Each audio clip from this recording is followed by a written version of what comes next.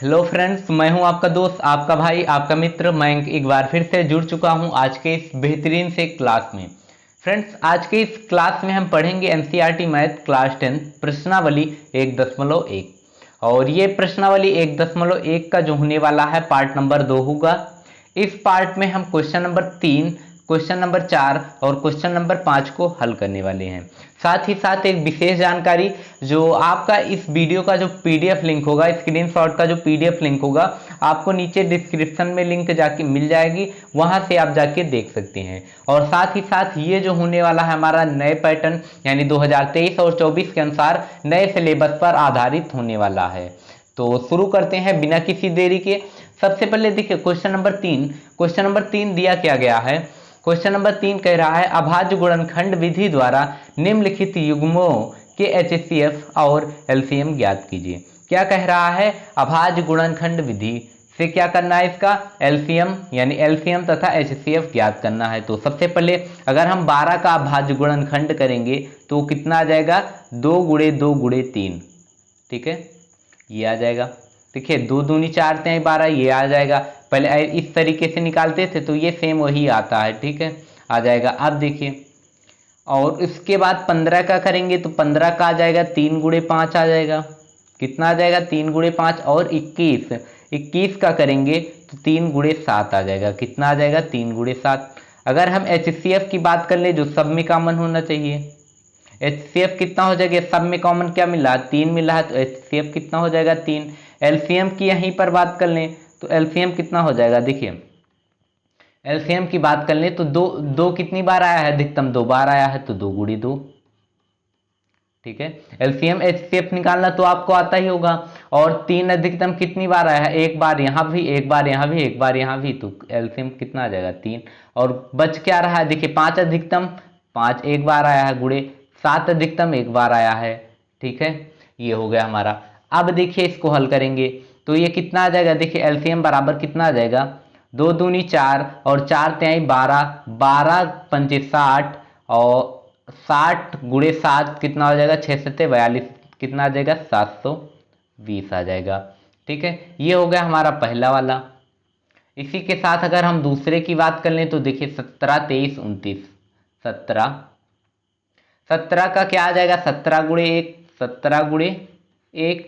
23 का भी क्या होगा, 23 का भाज्य गुणनखंड कितना आ जाएगा, 23 गुणे 1, क्योंकि ये सभी क्या है, अभाज्य संख्याएं हैं। 29 का भी आ जाएगा कितना, 29 गुणे, सॉरी हाँ 29 गुणे 1 आ जाएगा। ठीक है, एचसीएफ की बात कर लें तो एचसीएफ यहाँ पर कितना आ जाएगा हमारा, सब में कॉमन क्या मिल रहा है, अगर कुछ कॉमन नहीं मिलेगा तो कितना आ जाएगा, एचसीएफ हमारा 1 आ जाएगा, क्योंकि 1 जो होता है हर जगह पर कॉमन होता है। ठीक है, तो एचसीएफ कितना आ जाएगा, 1 आ जाएगा।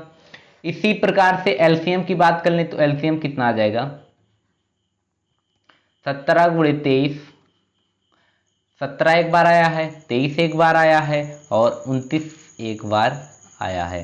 ठीक है, इन सभी को अगर हम गुणा करेंगे तो देखिए 17 गुणे 23 करेंगे तो कितना आ जाएगा, 17 गुणा 23, देखिए 7 त्रिक 21, 21 के 1, और ये कितना आ जाएगा, देखिए 7 त्रिक 21, 21 के 1, और उसके बाद देखिए 2 1 कम 2, और 7 त्रिक 1 मिनट ऐसे कर लें, 17 गुणे 23, ये आ जाएगा, एक 7 त्रिक 21, 21 के 1 और 3 एकम 3, और 7 दूनी 14, 14 3 17, 17 और 2 17 2 19, 19 के 9 हासिल आया 1, और 2 एकम 2 1 3, 391 आ जाएगा। कितना आ गया, 391 गुणे 29 हो जाएगा। अब इसमें इसका मल्टीप्लाई करेंगे तो देखिए कितना आ जाएगा,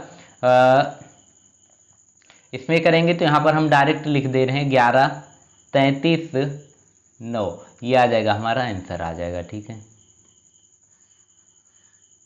देखिए और साथ ही साथ जो अभी ये एक लाइन में हम इसका आंसर निकाल लिए, जैसे 17 गुणे 23 एक लाइन में हम निकाल लिए, तो इसका जो लिंक होगा यानी इस ट्रिक का जो लिंक होगा आपको नीचे डिस्क्रिप्शन में मिल जाएगी, वहां से आप चाहे तो देख सकते हैं। 2 अंकों का गुणा एक लाइन में कैसे निकालें, 3 अंकों का गुणा एक लाइन में कैसे निकालें। ठीक है, तो इसका लिंक, जो ट्रिक का लिंक होगा वो आपको नीचे डिस्क्रिप्शन में मिल जाएगी, वहां से आप जाके बेझिझक देख सकते हैं। ठीक है, अगला जो है क्वेश्चन क्या है, 8 है।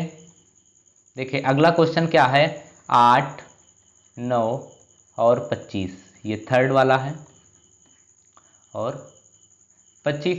इसी प्रकार से अगर 8 का बात करें तो 8 क्या हो जाएगा, 2 गुणे 2 गुणे 2, ये तो होगा। और 9 की बात कर लें तो 9 का कितना हो जाएगा, 3 गुणे 3। और 25 की बात कर लें तो क्या हो जाएगा, 5 गुणे 5, ये हो जाएगा। और यहाँ पर फिर HCF की अगर हम बात कर लें, देखिए HCF की बात कर लें, जहाँ पर कुछ ना कॉमन मिले वहाँ पर एक कॉमन मिलेगा, तो HCF कितना हो जाएगा, 1 होगा। HCF कभी भी शून्य नहीं होगा किसी भी संख्या का, HCF 1 होगा, शून्य नहीं होगा लेकिन 1 होगा, ठीक है। अब LCM की बात कर लें तो LCM कितना हो जाएगा, LCM कितना हो जाएगा, 2 गुणे 2 गुणे 2, यानी ये कितना आ जाएगा, 2 की पावर 3 गुणे 3 की पावर 2, ठीक है, यही तो है, और गुणे 5 की पावर 2। अर्थात इसका हम अगर गुणा करें तो देखिए यहाँ पर अगर इन सभी का गुणा करें यानी 8 गुणे 9 गुणे 25, तो ये कितना आ जाएगा, देखिए 25 अट्ठे कितना हो जाएगा, 25 अट्ठे 200 हो जाएगा, और 200 गुणे 9 कितना हो जाएगा, 1800 हो जाएगा, कितना हो जाएगा, 1800। तो ये क्या होगा, हमारा आंसर हो गया। बढ़ते हैं अगली क्वेश्चन की ओर। अगला जो क्वेश्चन है क्या दिया गया है, देखिए अगला क्वेश्चन नंबर 4 दिया गया है। HCF दिया गया है 306 और 657 का। HCF कितना आया है, 9। तो LCM पूछा गया, हमको पता है फर्स्ट संख्या इंटू सेकेंड संख्या बराबर HCF into LCM, HCF into LCM, ठीक है। जो जो दिया गया है मान पुट कर देंगे। पहली संख्या 306 है, देखिए यहाँ पर भी 306 और 657 है, यहाँ पर भी दोनों संख्याएं समान हैं। तो पहली संख्या यानी 306 गुणे 657 बराबर 9 गुणे LCM। 9 का क्या हो जाएगा, गुणे में है बटे में आ जाएगा, अर्थात LCM बराबर 306 गुणे 657 बटे में 9 आ जाएगा। अगर 3 से इसको काटे तो 3 त्रिका 9, 3 से इसको काटेंगे तो 3 एकम 3, 0 आ जाएगा, 3 दूनी 6 आ जाएगा, 102 आ गया। अब ये भी 102 भी हमारा कट जाएगा, देखिए 102 को भी अगर 3 से काटेंगे तो इससे भी कट जाएगा, तो 102 को काटेंगे तो कितना आ जाएगा, देखिए ये आ जाएगा 3 त्रिका 9, 3 त्रिका 9, 3 आ जाएगा, और यहाँ पर 1 बचा, यहाँ पर 2 बचा, 3 चौक 12, यानी 34 गुणे LCM बराबर 34 गुणे 657, ठीक है। और इसका अगर हम देखें 34 गुणे 657 करेंगे और देखिए ये कितना आ जाएगा हमारा, तो इसका गुणा करेंगे 33 गुणे 657 गुणे 34 करेंगे तो कितना आ जाएगा, देखिए 4 से करेंगे तो देखिए 7 चौक 28, 28 के 8 हासिल आ गया, 1 2 आ गया, और 5 चौक 20, 20 2 22 हासिल आया 2, और 5 अंक 30 सॉरी 6 चौको 24 और 24 2 26, 26 कट जाएगा, 7 त्रिक 21, 21 के 1 हासिल आया 2, और 5 3 15, 15 2 17, 17 के हासिल आया 1, और 6 त्रिक 18, 18 1 19। इसको जोड़ेंगे तो 8 3 और 7 6 13, 13 के 3 हासिल आया 1, 9 2 11 1 12, 12 के 2 और 1 1 2। ये कितना आ गया हमारा LCM, तो 22 33 8, ये क्या हो गया, हमारा आंसर हो गया। आगे देखेंगे क्वेश्चन नंबर 5, और ये हमारा लास्ट क्वेश्चन होने वाला है। देखिए क्वेश्चन क्या कह रहा है, क्वेश्चन नंबर 5 कह रहा है हमारा कि जांच कीजिए क्या, 1 मिनट क्वेश्चन में प्रिंट हुआ है, एक बार इसको मैच कर लें।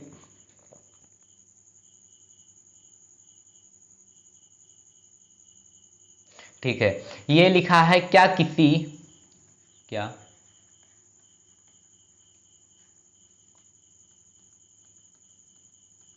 यहां पर केवल है क्या किसी प्राकृत संख्या n के लिए अंक 0 पर समाप्त हो सकता है। तो देखिए 1 मिनट, ये क्वेश्चन पूरा ही मिसप्रिंट है, क्वेश्चन एक बार हम इसको करेक्ट कर लें। जांच कीजिए कि क्या किसी प्राकृत संख्या n के लिए संख्या यहाँ पर मिसप्रिंट हो गया थोड़ा सा।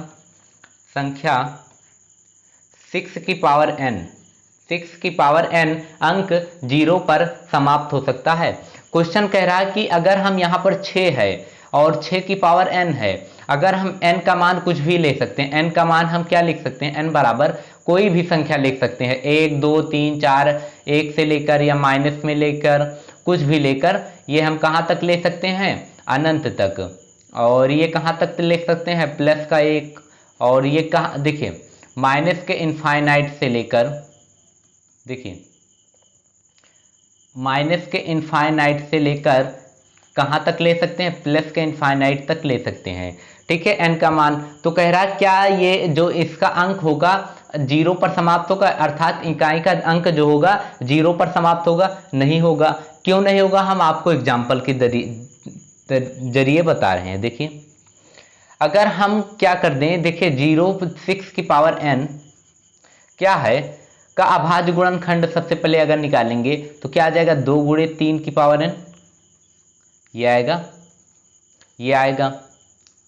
ठीक है, इसको हल किए। अब देखिए इसका अभाज्य गुणनखंड ये है, अब ये जो है इसका अभाज्य गुणनखंड है, लेकिन कोई भी संख्या जिसका अभाज्य गुणनखंड देखिए जिसकी पावर n 0 पर समाप्त हो, जिसकी पावर n 0 पर समाप्त हो, उसमें अभाज्य गुणनखंड के लिए उसमें क्या होना चाहिए, 2 और 5 होना चाहिए, 2 गुणे 5 ये संख्या होनी चाहिए, अन्यथा वो संख्या कभी भी किसी भी पावर पर 0 पर समाप्त नहीं होगी। जैसे कुछ एग्जांपल ले लें, जैसे 12 है, 12 का क्या होता है, 2 गुणे 3 होता है, ये कभी भी 0 पर समाप्त नहीं होगा। लेकिन यहीं पर अगर हम ले लें, जैसे इसी में अगर हम एक संख्या ले लें, 5 ले लें तो 5 कितना आ जाएगा, देखिए ये फिर चाहे जिसकी पावर, इसकी पावर चाहे जितना बढ़ाएं हम, ये 0 पर समाप्त होगा। जैसे इसमें 2 है 5 है, तो ये देखिए चाहे इसका हम पावर कुछ भी लगा दें, ये 0 पर ही समाप्त होगा, इकाई अंक 0 होगा। जैसे 2 दूनी 4 त्याई 12 पंचे 60, यानी कितना आ गया, 60 आ गया। अब 60 की पावर हम चाहें तो 60 की पावर 1 करेंगे तब भी कितना आ जाएगा, 60 की पावर 1 करेंगे तब 60 ही आएगा। अगर 60 की पावर अगर 2 कर दें यहाँ तो कितना आ जाएगा, 3600 आ जाएगा, कितना आ जाएगा, 3600 आ जाएगा। ठीक है, इसी प्रकार से अगर हम 3 कर दें तब भी ये हमारा किस पे, 0 पर समाप्त होगा। अर्थात कहने का मतलब ये है किसी भी संख्या का पावर n हो या कोई भी पावर हो, वो 0 पर कब समाप्त होगा, जब उनके अभाज्य गुणनखंड में 2 गुणे 5 होना अनिवार्य होना चाहिए, यानी 2 और 2 गुणे 5 होना चाहिए। तो ये क्या हो जाएगा, यहाँ पर देखिए एक बार अच्छे से लिख दे रहे हैं, यहाँ पर देखिए लिख देंगे 6 की पावर n, यहाँ पर एक संख्या है, क्या है, 6 की पावर n संख्या। ठीक है, ये क्वेश्चन में है 6 का अभाज्य गुणनखंड, अभाज्य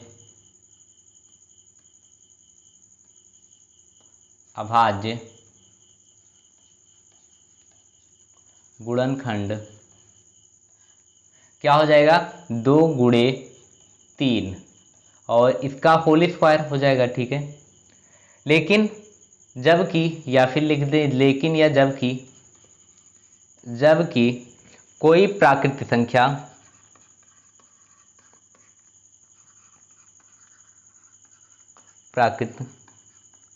और संख्या, देखिए यहाँ पर n क्या कह रहा था, n प्राकृतिक संख्या की बात कर रहा था। ठीक है, तो n क्या होगा, प्राकृतिक संख्या की बात कर रहा है, अर्थात वो निगेटिव में नहीं जाएगा। ठीक है, प्राकृतिक संख्याएं क्या होती हैं, निगेटिव नहीं होती हैं। ठीक है, अब देखिए तो प्राकृतिक संख्या जो 0 पर समाप्त होती हैं, जो 0 पर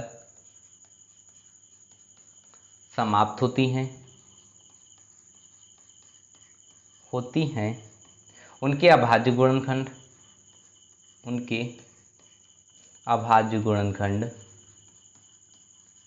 अभाज्य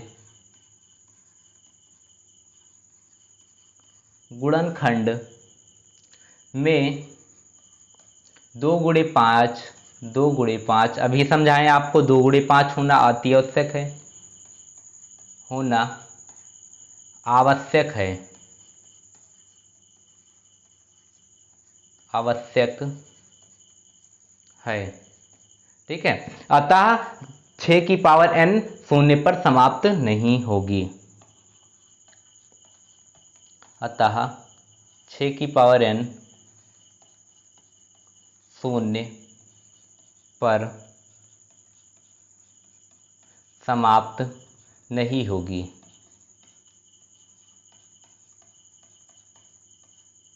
ठीक है, ये क्या होगा हमारा, शून्य पर समाप्त नहीं होगा। तो ये क्या हो गया, हमारा आंसर हो गया।